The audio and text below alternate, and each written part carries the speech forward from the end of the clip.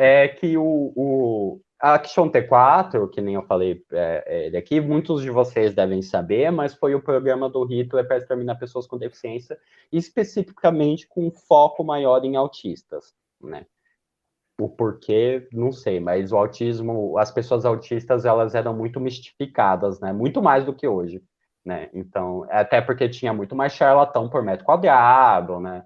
Então, era uma coisa muito mais, enfim, era fácil eles pegarem uma criança, por exemplo, que tem uma visualização de padrão muito eficiente e colocar ela como vidente. Tinha várias crianças que eram colocadas como videntes mirins e tal, na época.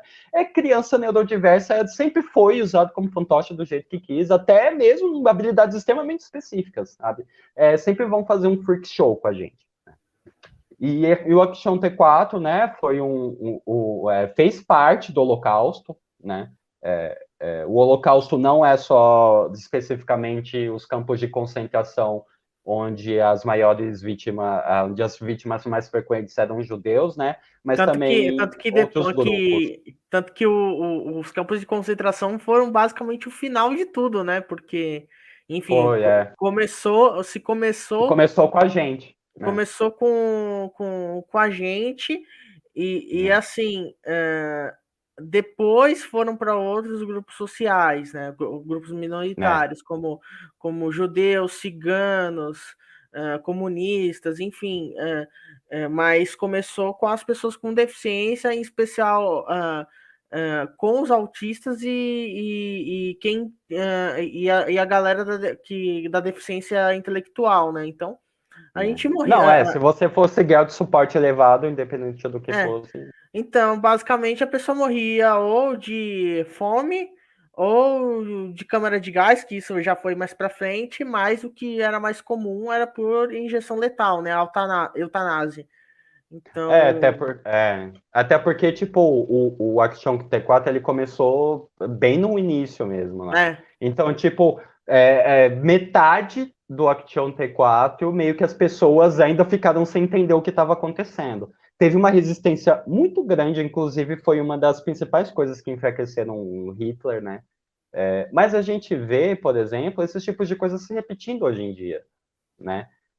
Muitos aí, enfim, vão até associar o Hans Asperger, que sim, ele participou disso, sim, ele matou crianças, sim, ele matou autistas de grau de suporte mais leves.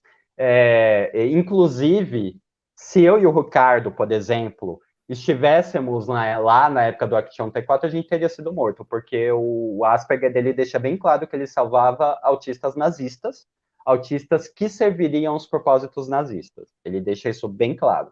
Então, se você aí fica achando... É que tem autista grau de suporte 1 que gosta de se sentir diferente dos outros graus de suporte e deixa isso para lá como se não fosse uma coisa que afetasse ele e fica tratando o Asperger como se fosse um amorzinho Jesus na Terra, né? sim. E assim, e a gente fica vendo essas coisas acontecendo até hoje. Até hoje. E ainda mais no contexto histórico nazifascista, neonazifascista que a gente está agora, né, nosso nazismo brasileira, a gente vê que vários grupos estão acontecendo isso, na verdade, pode até acontecer que a pandemia só esteja explicitando, mas pode ser que esses casos sempre aconteçam o tempo todo. Porque quem acompanha, quem é assistente social, sabe que desde sempre acontece coisa bizarra desse tipo o tempo todo. E ninguém faz nada, nunca. Então, tipo, um monte de gente aí, de autista aí que tá assistindo, já deve ter trompado com um monte de pessoa que acha que, tipo, se a violência foi contra uma pessoa com deficiência, meio que tudo bem. A pessoa com deficiência tá aí para sofrer mesmo. Tipo, quando a gente fala de alguma coisa estrutural, a pessoa não fica chocada, ela só fica, tipo, Tipo, tipo, como se como fosse se. um fato dado, né? Tipo, Como ah, se fosse, coisa do destino, ok, você nasceu para sofrer, sabe? Tipo, vocês nasceram para morrer. Então, isso está ficando cada vez mais claro. E eu só explicitei esse caso do Action T4 porque a gente vê que nessas situações a pessoa com deficiência sempre é o primeiro termômetro.